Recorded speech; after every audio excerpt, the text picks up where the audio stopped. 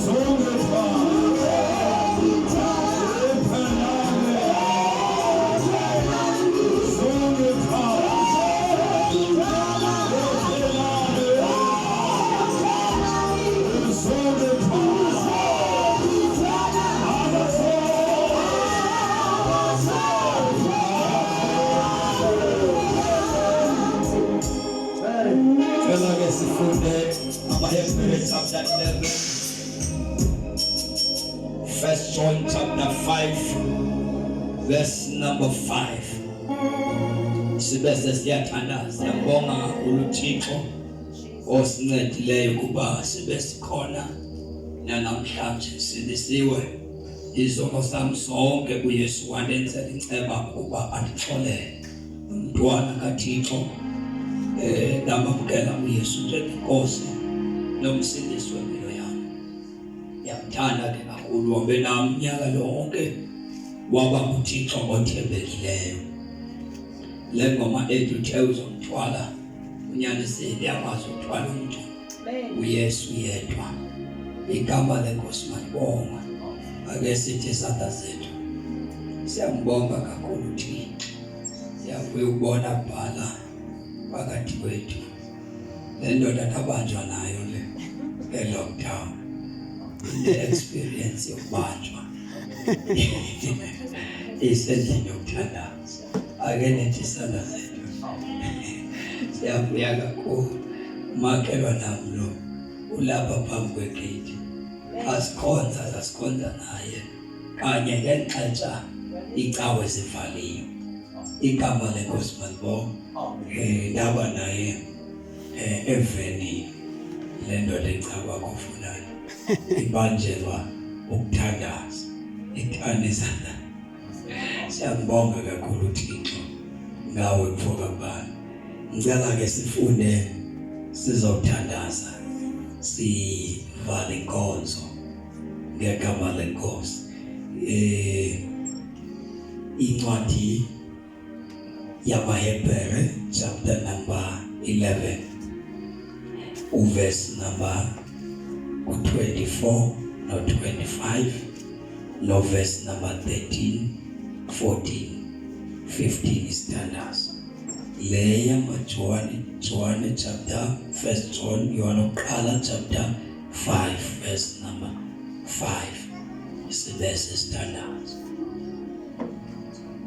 makafunde ke ophethe iBhayibheli lesixhosa Hebrew chapter 11 verse number 24. Ngiyaqala usondele lapha ukhonamba baphulaphule bese emakhaya asibalibalanga Nkosi yathanizana zethu naba basemakhaya siyabafuna balife izwi lenkosi kuYesu. Izwi lenkosi incwadi yamaHebrew chapter 11 verse number 24.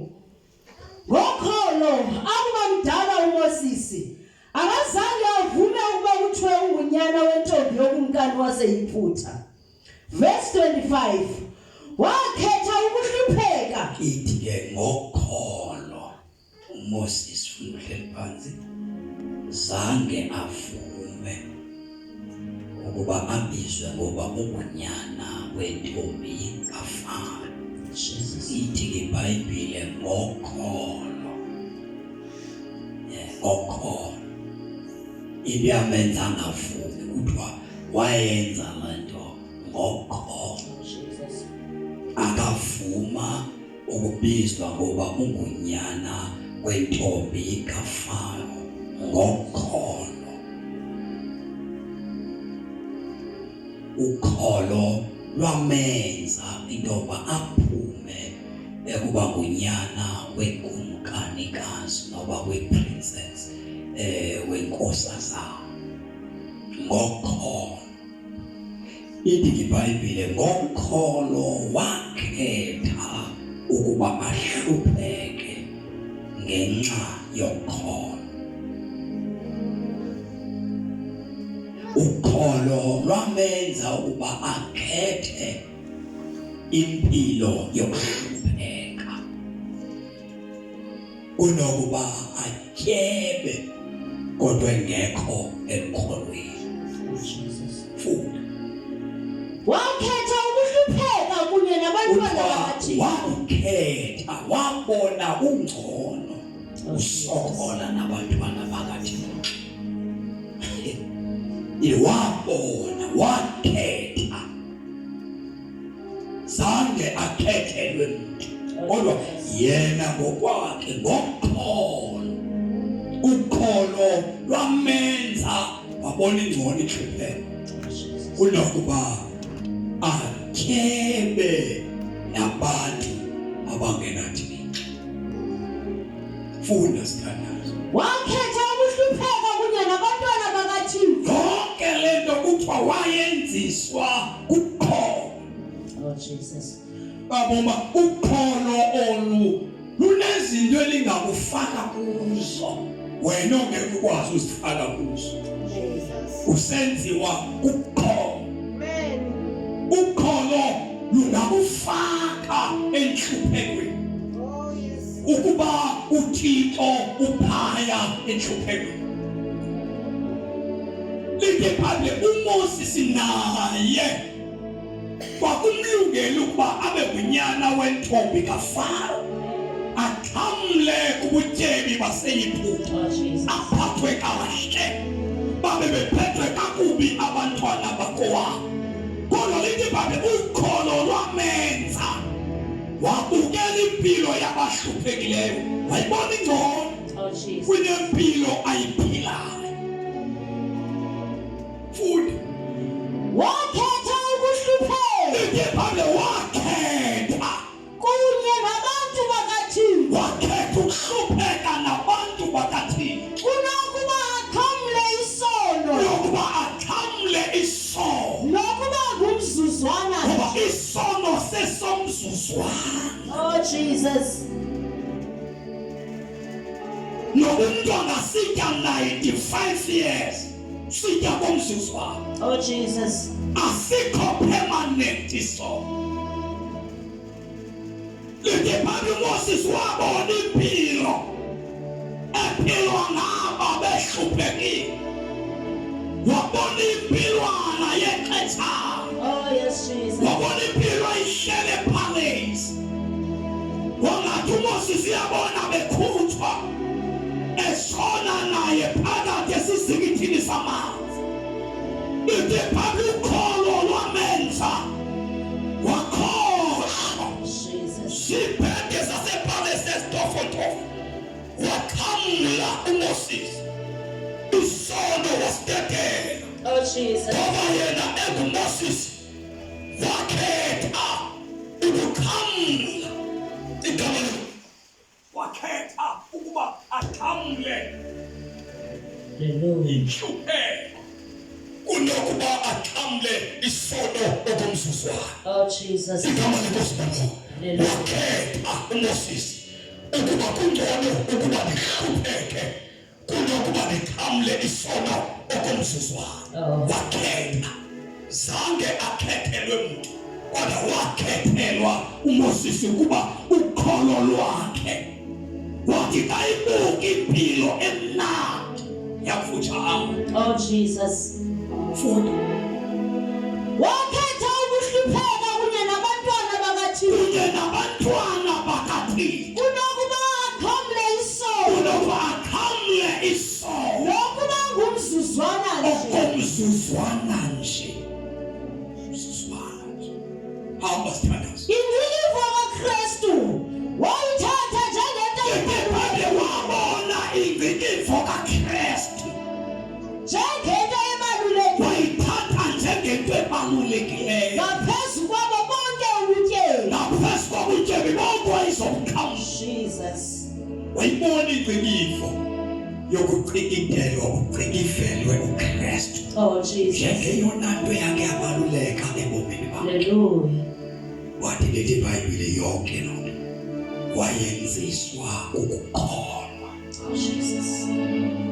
ukukholwa kuko okomenza wachuza ukuhlupheka funda sithandazo Ingcilivo kaKristu wayithatha inhlupheko kaKristu njengento ebalulekile. into yokuhluphekela uKristu Jesus. Wayithatha njengento ebalulekile wayithatha njengento ebalulekileyo ngaphezu kwabo bonke ubutyebi ngaphezu kwabo bonke ubutyebi basemhlabeni kuba wayenethemba lomvuzo. lithi babe ukholo lwamenza waba nethemba Oh, Jesus. chapter 1 Philip verse 27 thank you Lord endleleni iyokukholwa simele ukulingwa ngoba umkhulu wophila nazo endleleni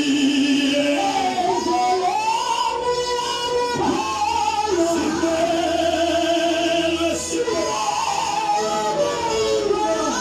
umkhulu ohambayo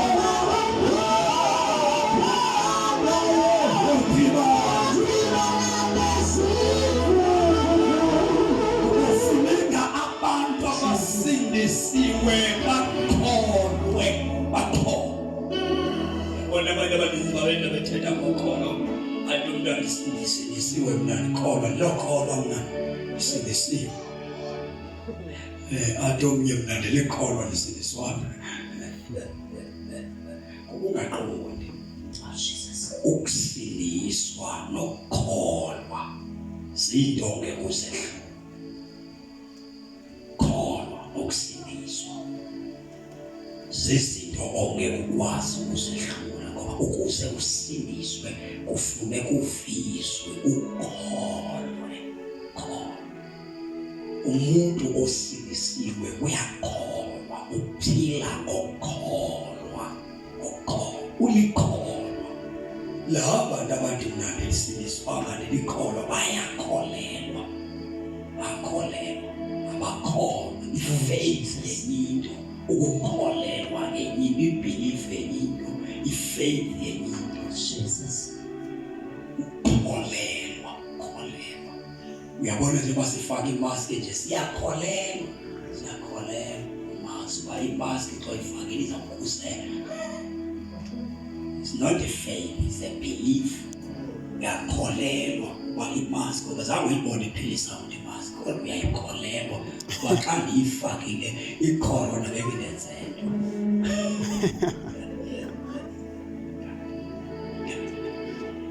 Xa uhlamba ngesanitizer bawusanitize uyakholelwa uba apha kwezi sandla ivirus mina ayizungena uyakholelwa.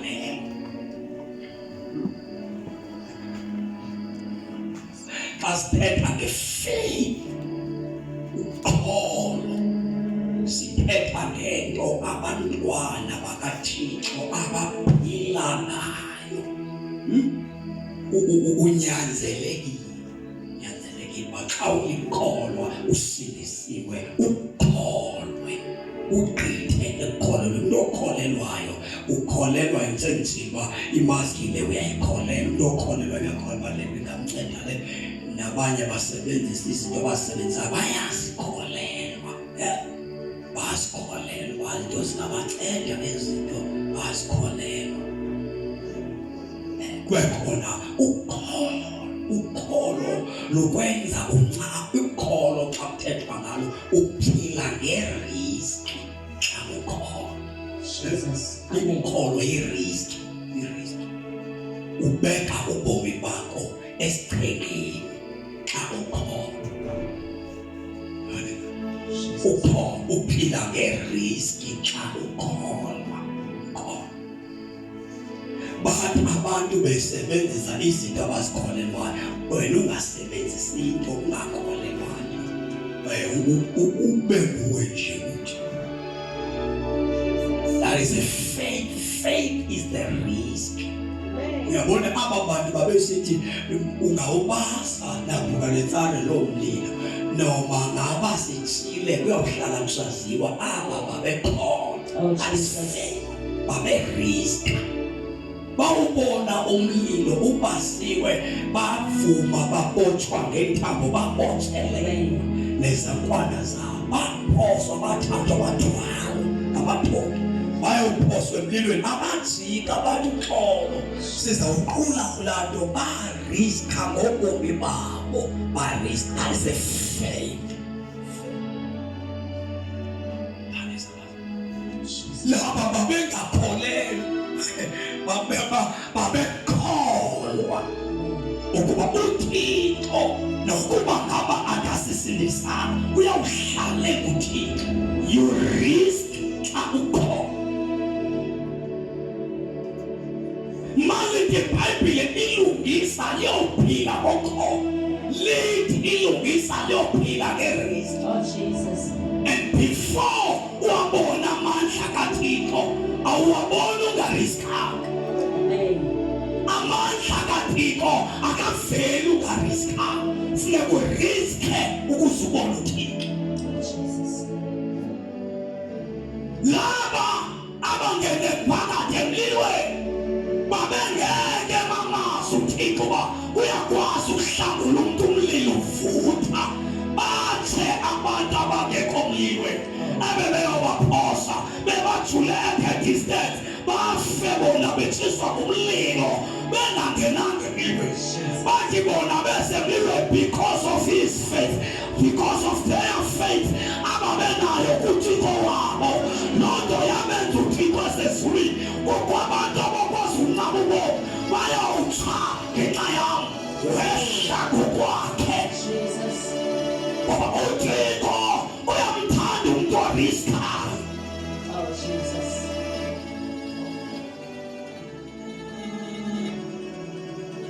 Now let the Bible no Moses akuba mdala wala. Oh Jesus.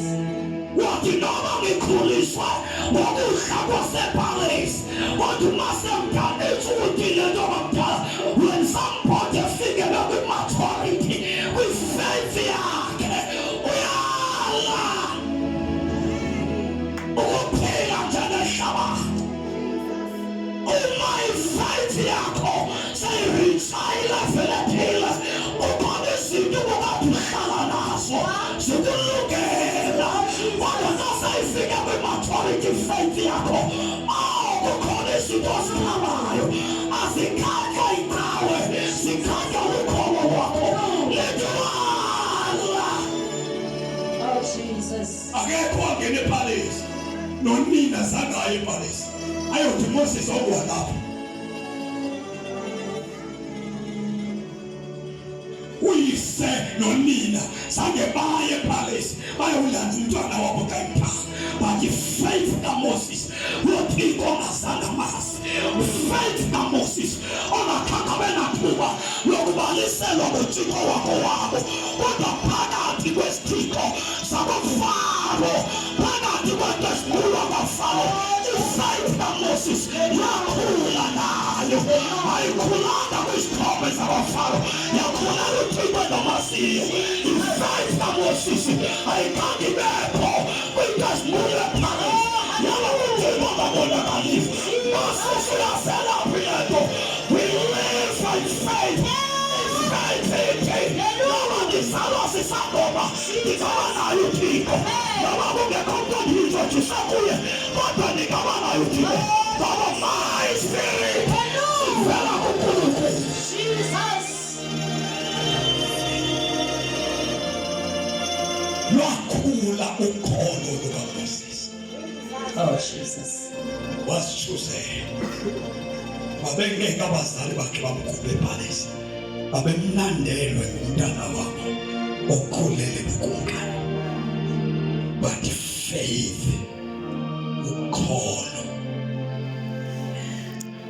lamenza wathatha irisk. Moses wathatha irisk. Wayethatha irisk Moses. Funda standards ndifuna sifunde le verse chapter 1 Philip. What was Philip chapter 1 verse 27. Verse 29. Verse 29.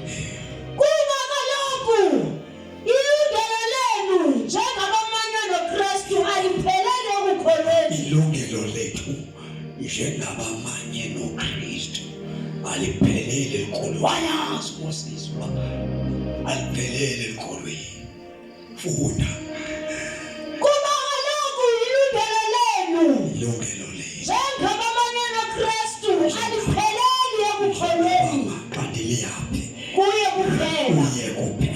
Koko lifikelela nasekubeni nive ubunzima Liyakhula Oh Jesus. lifikelele ekubeni kuvakale sive. Oh Jesus. Sifikelele bunzimeni. Hallelujah. That's why Moses needed wakhetha Jesus. uhlupheka ngenxa kaKristu. Wayibona ingcikifo yokucikithwa ndingive ngenxa yokushumayela ivangeli. Wayibona njengento ebaluleke kakhulu Hallelujah. because Oh Jesus. of immaturity awayinayo ekholweni lwakhe. Hallelujah. Ukholo lufika kuyakhula ufike kwi-maturity yokukholo. Labafana basebhabheli abambonanga uThixo ebaweza ulwandle olubovu. Abambonanga uThixo ewela nabo eJordan. Bambonanga uThixo ebaphibana babengekho. Laba bazalelwe ekuthinjweni babhaliselwa oyise nonina izigigaba zikaThixo owayezenza esenakubo.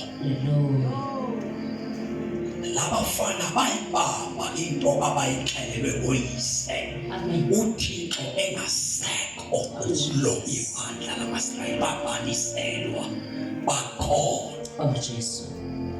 Bathi makufika isikhathi lapho ababingeleli nabakhulu balo ibandla lamaSrayeli besiwa khona, babaxelela abazali babo uThixo sinaye.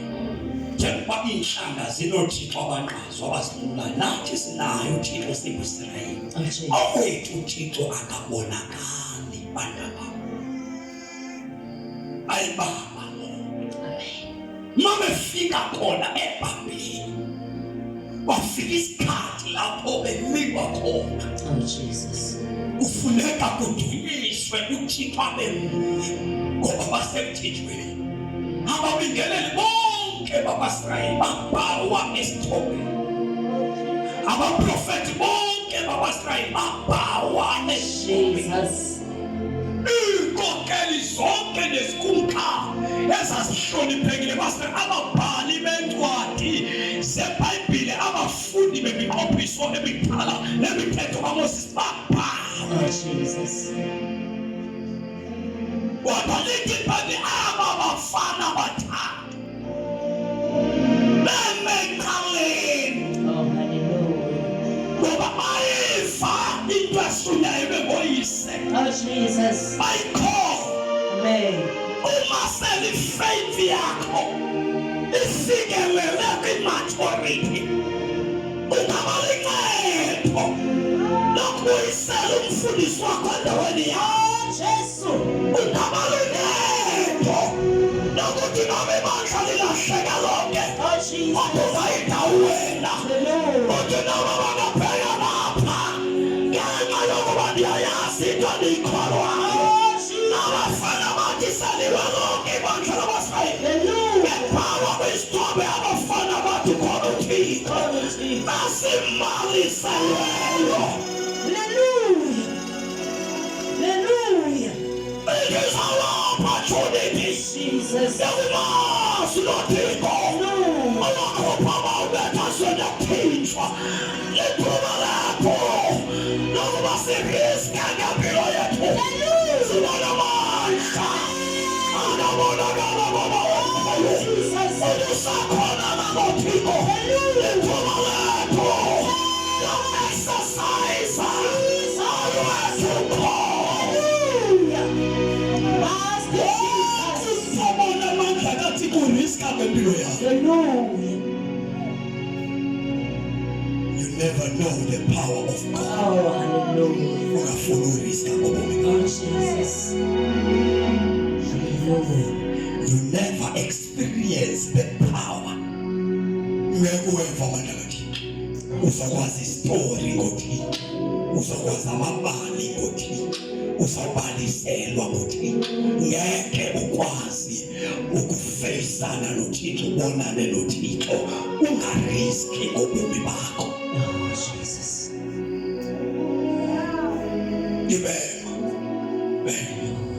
Yacinga intoba abazali baba bantwana baya ko-Abednego. Wathi mina Abednego uphela kwakho mntanami. Akho ndizawusilahlekela. Sisathinjweni apha Abednego. Sihlele emhlabeni waseBhabheli. Bantwana bamguqani. uThixo uzawulixolela. Bakhona ababingeleli baSrayeli. Uzayocela uxolo kuThixo. Guqani madoda. Sakhe sintwana sibhawe thina. Lithe kuthi akuguqwa nobaba. Uguqwa kuThixo ngabonakala. No ngoba seniwile nina. Oh Jesu. Ngoba umnandi abantu abasindisiweyo bakhule kukholo lwabo. Bangasadipendi kubantu ababatsalayo. Bangadipenda sinawe. Kodwa badipende kwi-faith yabo.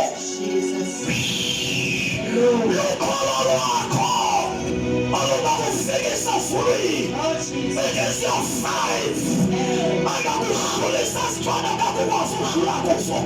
It is your faith. Akakuwalisa belelwe. It is your faith. Akakuwasi befula kakuwala mtu. It is your faith. Akakunyusa matwana. Bawe noma. Bathathe risk fulani. Kuze bamazi uJesus. Sengiyathandaza. Bangena emlilweni. Abantu abasemlilweni zange bahlupheke esweka umlilo. Indoda eyayithe mabafakwe ithi baBhayibheli zange kuthole uthoko. Angilale. Amen. Angilale. Jesus. Ndibona lithi iBhayibheli babehamba emlilweni. Ngenxa yokholo. Faith. Xa usindisiwe iba nokholo. Ngoba lukholo olususa umuntu ezintweni. Lukholo olususa umuntu ezintweni. Lukholo luyenza ibe ngcono impilo yakho. It is your faith. Your faith. Funda sithandazo. Yes, iBhayibheli ke asimelanga kukholwa nje qha. Kodwa siphumela nasezihluphekweni zikaKristu. Sidlule kuzo. Sithina sivama ukucuma. Sidlule ezintweni ezinzima. Njalo siyangoba sidlule ezintweni ezinzima.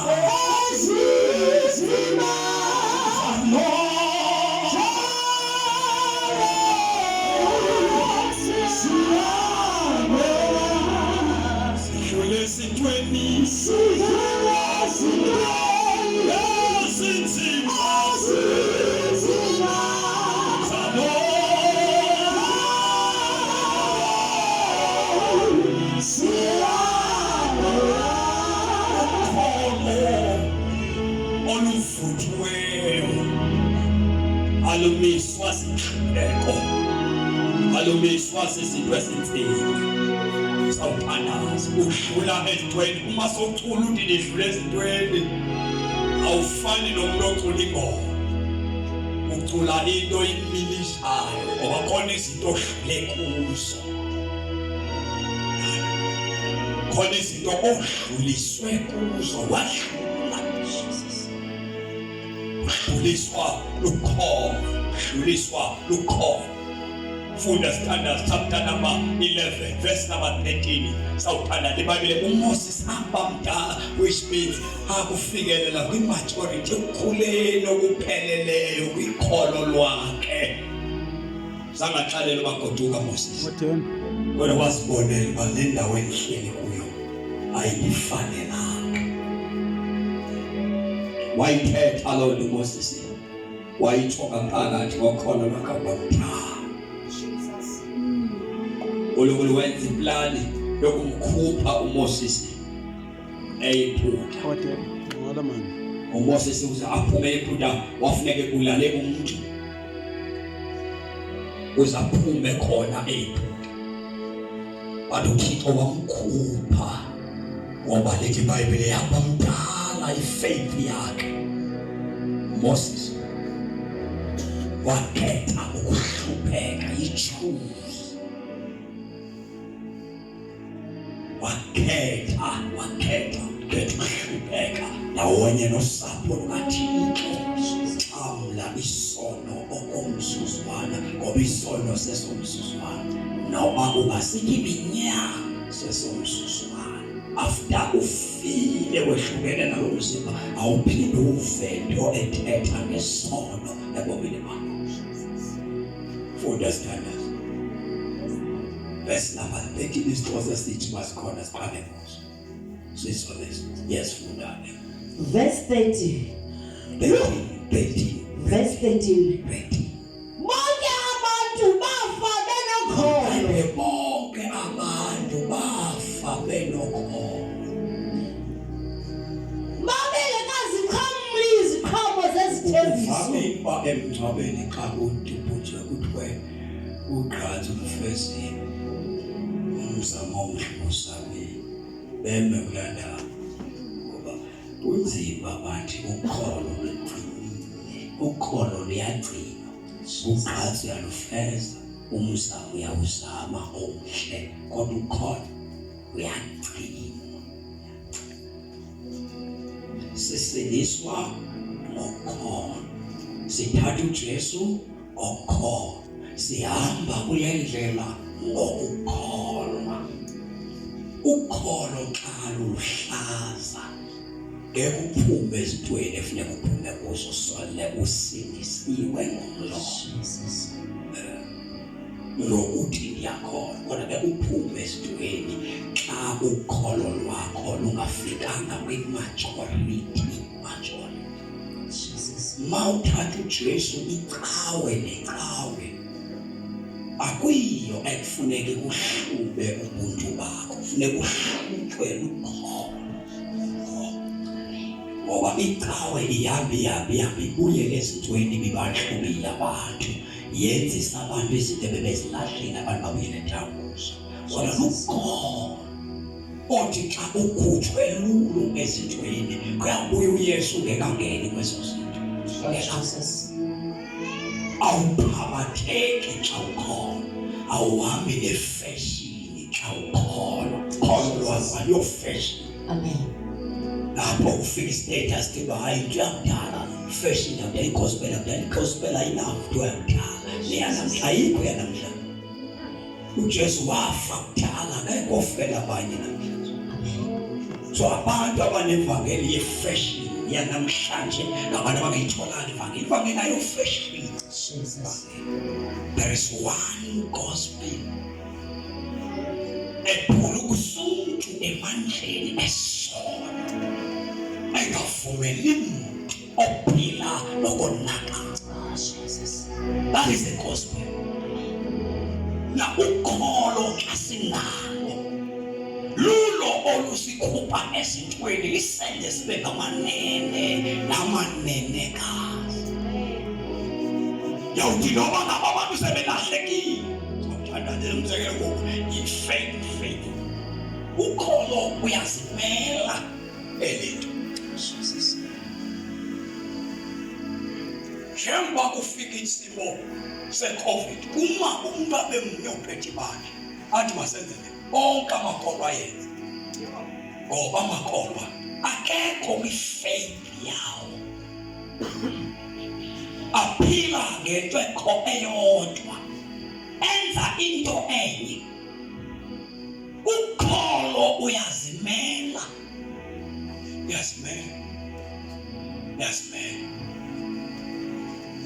ukholo lufuna wena hayi thina. Leke iBhayibhile xa ithetha uYesu nabo hambani kulo lonke livakalise indaba ezilungileyo ithi iBhayibhile lo ufunde Amanda chapter 16 Mark verse number 15 khawuleza sengiyakholwa futhi ngiyasho Pilo yama isoze ifane sengiyakholwa futhi ngiyasho Pilo yama isoze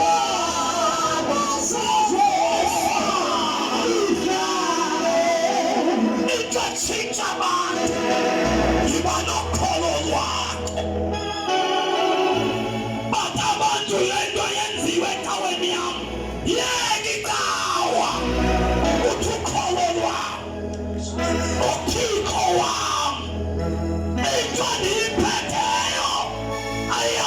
ngani lamento Oh, Jesus.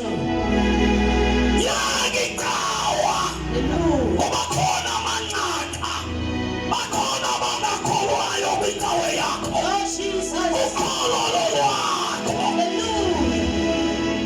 Jesus. ukuthi konke ithetha ngoSathane umgalelena umkhonzi wami yophi Oh, Jesus. indoda endithembileyo abakhona abantu emhlabeni bethumisa inkosi nabo kodwa uNkulunkulu abadala abantu bakhe uyamazi amanhliziyo yabo iphalalisa kuye uyamazi abamkholwayo Oh, Jesus. uthi loo ndoda ndiyayazi andithembi andikholwa ililungise ukholo lolwakho ayilo lethu Jesus. ungahlanganisa icawe yakho nokholo lwakho ungenjalo ungalahleka ulahlwe inkonzo okhonza kuyo ulahlekelwe uThixo wakho odibene naye ngoba khona abantu abaphethe abantu necawe ezimileyo amadoda aphethe icawe akasaye emthandazweni akasabuzi kuThixo akhona udibanisa bona noSimakade xa udipende ecaweni yakho ungabheka suka kweni yana yasileita sona ngapha xa ukholwa awubabheka baya ngapha ukhangele azi ukwaliphi icawe uThixo namagama bakho abayicala uyabayicala nakulo uThixo akasebenzi kasilisi Jesus. ukholo lolwami ayilolwethu Hallelujah. singakhonza sonke kodwa ukholo lolwami Amen. into yaguqula umsosekhaya yawuhla kuba nama kwi-5 yam zange ndibheke indawo endicawa kuyo ndabheka uThixo ndinaye ukholo lwakho lungakwenzela imihlobo Jesus. akwenzela imihlobo Oh, Jesus. yeke itawo yeke sufundekela abazali bakho ngecawe yakho yeke itawe sufundekela abantu babona ngecawe yakho thatha bakholo olufumeneyo Oh, Jesus.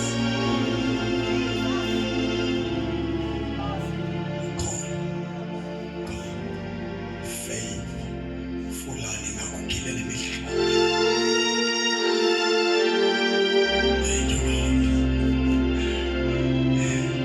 funda ntombekhulu ithi aba ngoba uSathane akanamsebenzi wabantu abazawufa bekhonza becawe into eyingxaka salo ngabantu abazawufa bekhonza awona lusizi ngoku abantu abafe ngo-2020 ndilusizi nyani bafe kusunyelwa into embi kakhulu ngo-2020 abefundisi beshumayelwe liyabulala bafe besoyika bengakholwa besoyika ndilusizi abantu ababhubhe kulo nyaka upheleleyo nababhubha kulo nyaka bebhubha kwicawe zethu thuthumela wonke umuntu kuthuthumela umfundisi uthuthumela ikholo kungekho umuntu ohlakaniphile bonke nje belele bemathe bonke Oh, Jesus. beshiya ukholo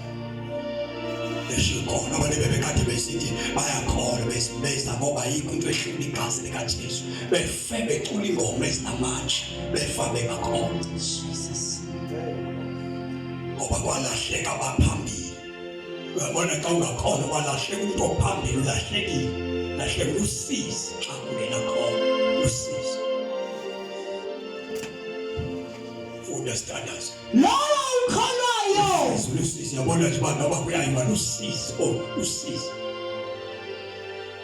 usizi you risk xa ukholwa uyariska leo siyamba shumayela kula mabandla bonke nje ngena kumabandla ngamabandla uma ithemba likho Jesus. faka imask bona zawunika imask itfaka isanitizer ithi akazi bantu umuntu bathi utwets emask ibona bathi indlela akholwa ngayo ba le mask ingandivikela kule virus uthi nethi ukuthi abantu bakholwa kuYesu ngale ndlela imani ifaith thina ukwamanzi abathandazele sasibalana thina ithethe ekhaya hayi wena ungawasebenza wena siyakholelwa ithethe ekhaya ufika kwe-faith is above ingaphezulu kokukholelwa xa sekufika ukholo uyamyeka Jesus.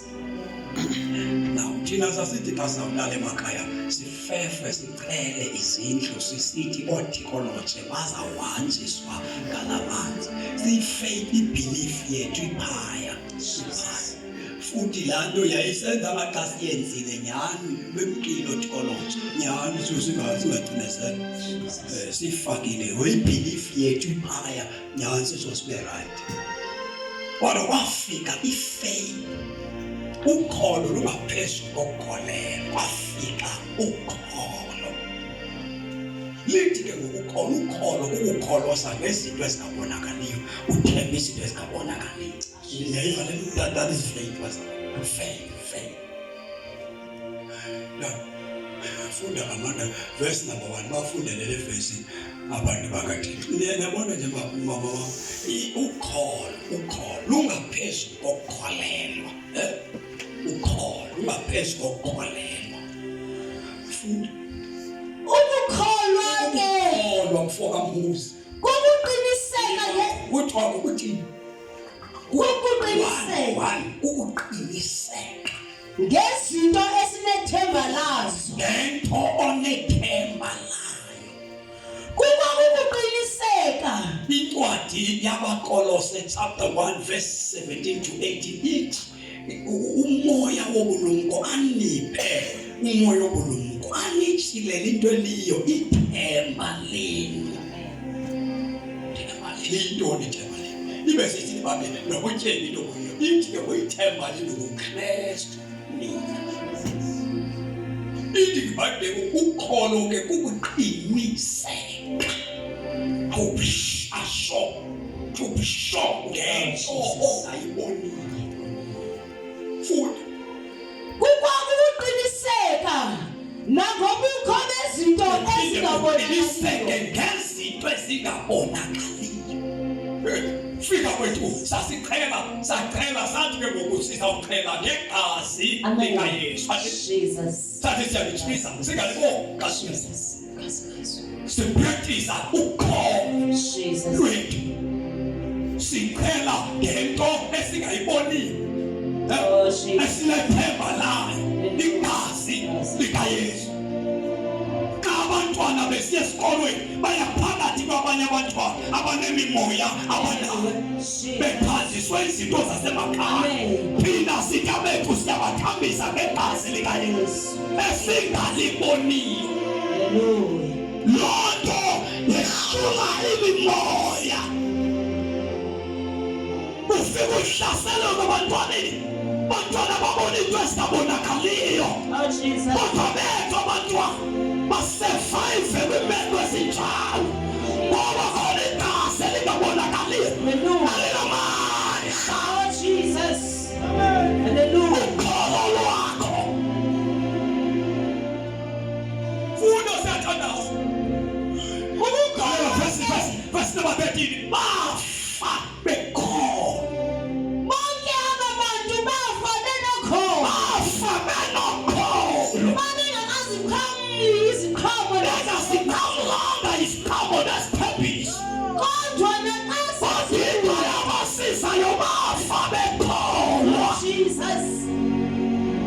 bafa bekholo Jesus. sikhona izinto simelane nabo sikhona izinto sasingenza abahlukho abanye babo bantu ngamadoda angene emlilweni afaya kholo abanye bamadoda indoda ayangena emotini wabonyama safale kumlomo bafa bekholo abanye balabasasa lamadoda angena njala manjwa kodwa kaphuma kholo abanye bamadoda basethos abasakwe intamo kodwa bafa bekholo bonke laba bafa bekholo amadoda bafa bekholo bafa bekholo bafa bengoyiki bafa bekholo bafa bengasifanelanga ezindlini bafa bekholo bafa bemthembile uThixo wabo bafa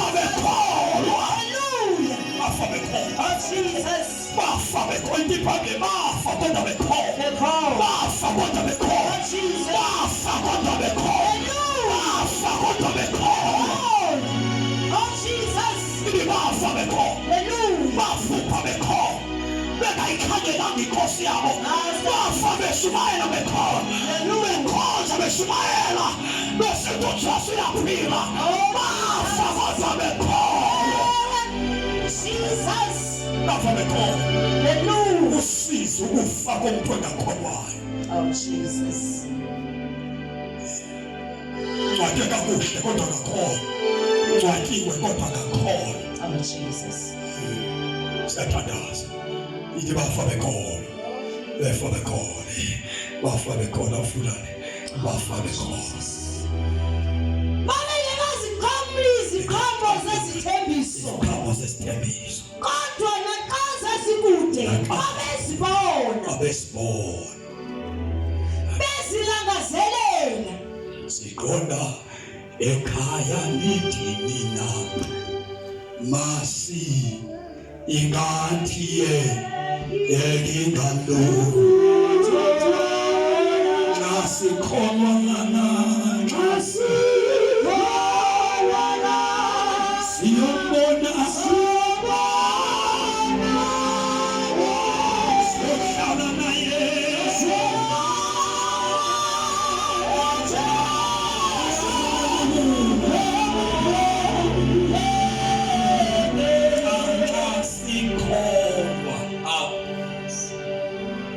singakholelwa singalandeli igama singalandeli befundisi sikholwa sesiyathandaza sikholwa bafa bekholwa verse number 14 noma bengazitholanga izithembiso Abantu abenjenje ukuthetha. abantu abathi xa bethetha Kuqale mhlophe ukuba bafuna elako wabo. bathi bafuna kucace mhlophe uba bafune lokho wabo elako wabo. Oh Jesus.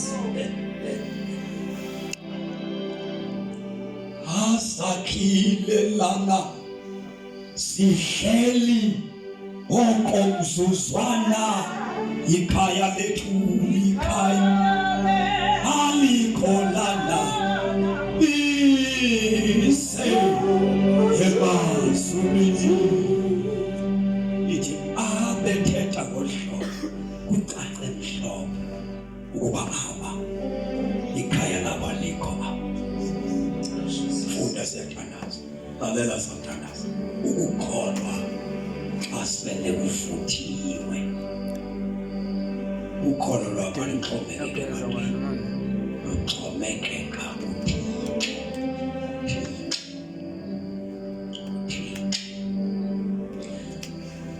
Abantu abenjenje ukuthetha. nje ukuthetha Kuqale mhlophe ukuba bafuna elako wabo. mhlophe ukuba bafuna nako wabo Bengalikhumbuli ilizwe abalishiyileyo. bengalikhumbuli ilizwe abalishiyayo Kaloku ngebabebuye. ukholo lukwenza ushiye kwilizwe olishiyayo xa ukhona. Ndacela leba ukufika kweCovid-19 ngoba necawe yami yandihlamba hlala libaziwe yaye police station yadasimazi yandihlamba Jesus. ayifuyela le nto kuhlanjwa icawe mnandi le nto uba ungabi nguye owicawe njengoba ndikholwa nje andikholela ukungcwatywa kakuhle ndikholela izulu nakumongamandi noba ngathiwa xa ndingcwatywa kha kubekho abantu abantwana bam bangashiyeka bedla kamandi inkosikazi engalungiselelanga umngcwabo Oh Jesus. ngoba umzimba uuseless xa sewuphumile umphefumlo ukholo kwandifuna ingqondo uba xa ungcwatywa kusube kufihlwa nje uba ungalungela abantu umzimba wakho akho nto yakwenza nokuvuka nokubuyelela ngaphezu ungcwatyiwe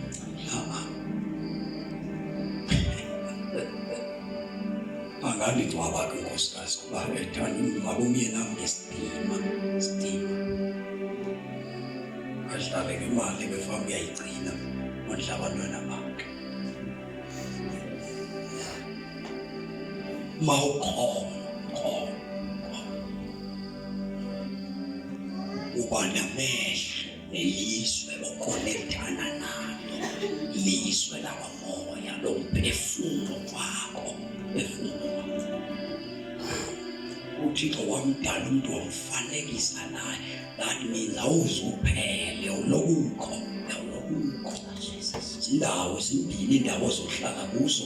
Indawo yokuqala engcono yilini uThixo, indawo yesibili ongathi xa uphoswe yilini uThixo uyowela kuyo inoSathane khona phakathi.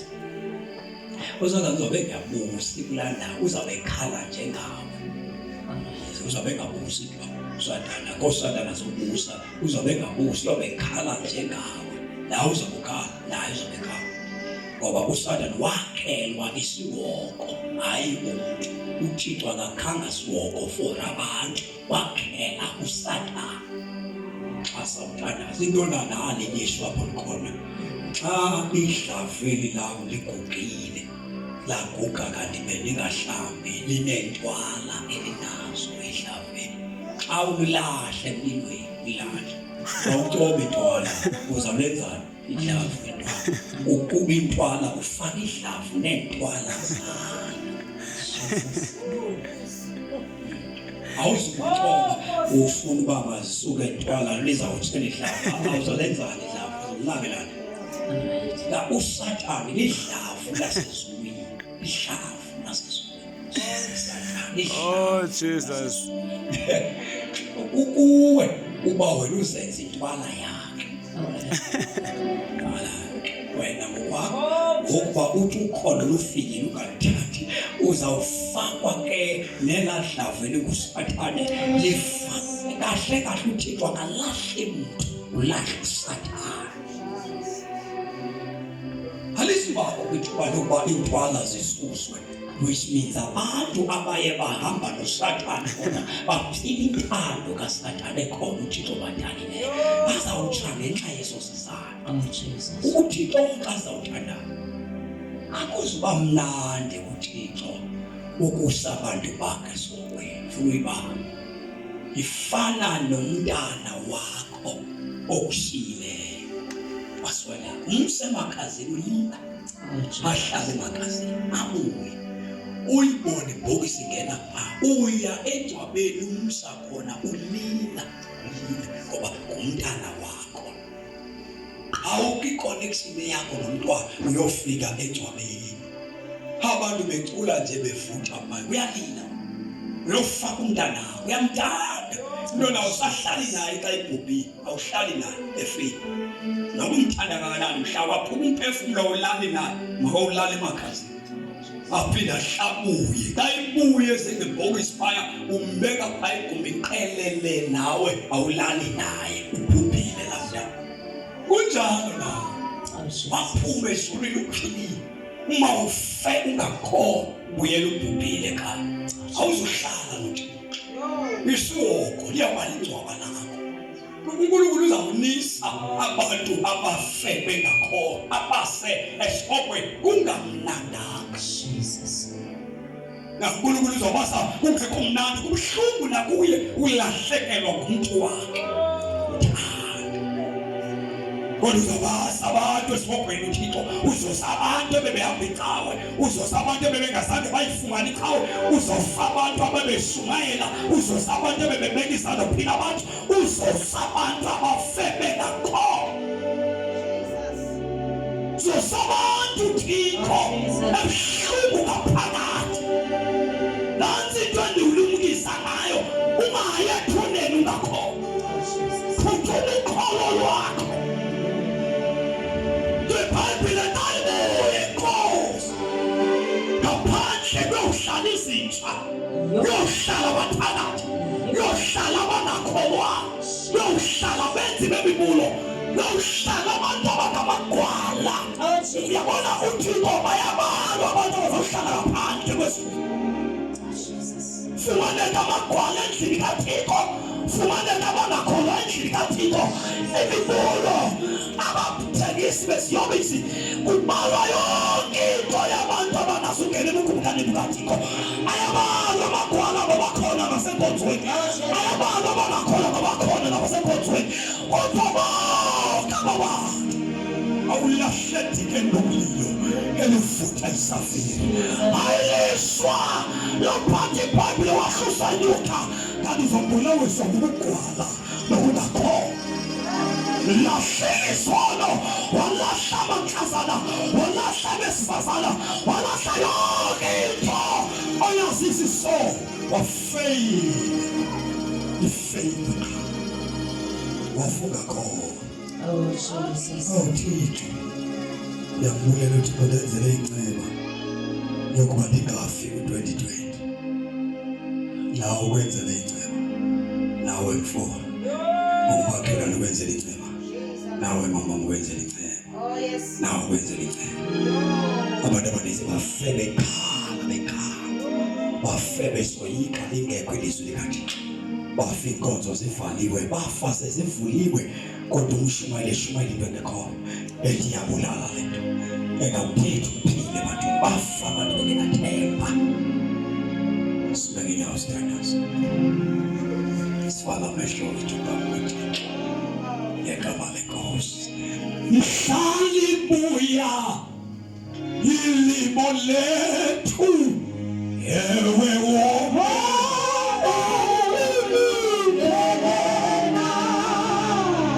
mhlalibuya ilimo lethu,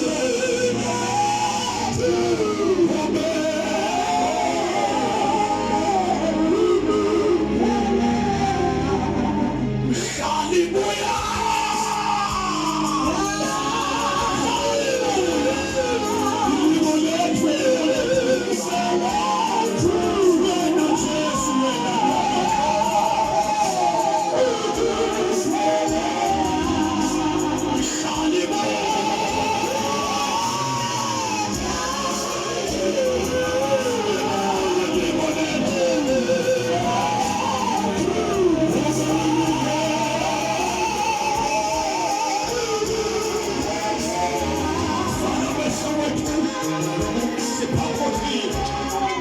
abafundi bakaYesu baphadaza ngenyimini.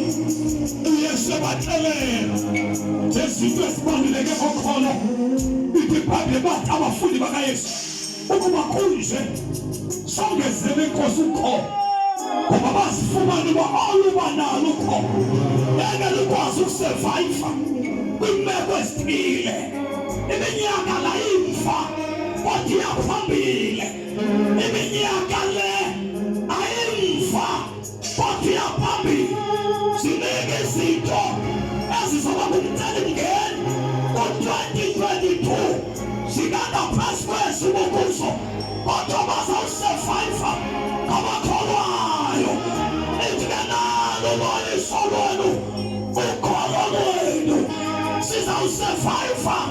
Hayi ngayindawo zethu, hayi ngabefundisi bethu, hayi ngabantu asikhonza nabo, kodwa sizawusurvive nokholo lwethu. Ubenawuni kolwakho khona, elawona lawo uyakusimela ngokwakhe. Yabuya inkosi yamakhosi, nasi izinto ezingcikayo. Ukholo luyagcinwa, luyagcinwa ukholo, luyalahleka ukholo. Abantu bayasuka ekholweni. Nkosi, yongezela ukholo, yongezela ukholo. Nalo nyaka ubona abantu ugqiba nje ukholo lona belingasenalo. Nikukhona, nikukhona, inike Nkosi ukholo endodabula ngayo.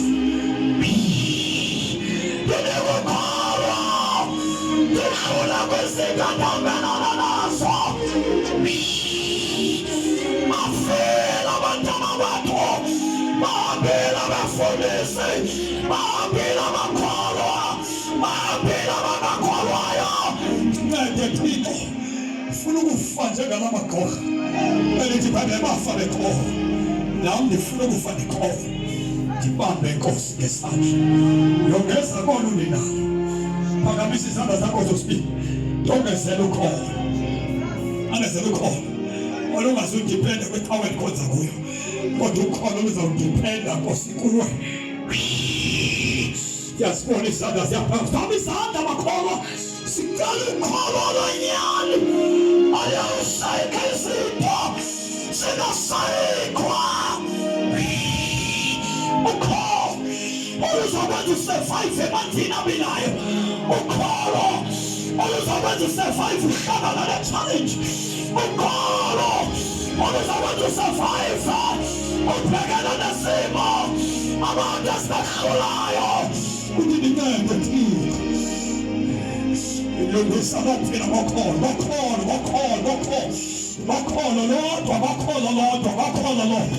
Ilungisa lona liyophila kokholo. Ayikho into ezakwenza ilungisa liphile.